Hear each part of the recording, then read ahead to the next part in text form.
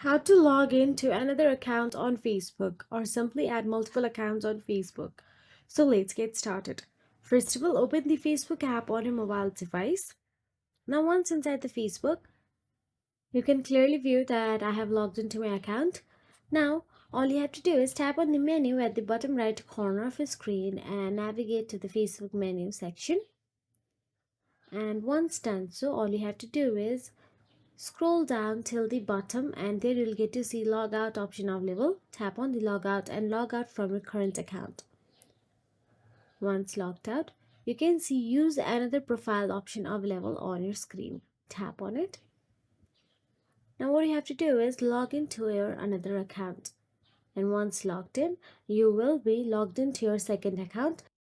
Then once logged in, you can simply follow the same process, log out, and your account will be saved in Facebook and you can switch it easily. If you found this video helpful, please like, share and subscribe our channel, and thank you so much for watching.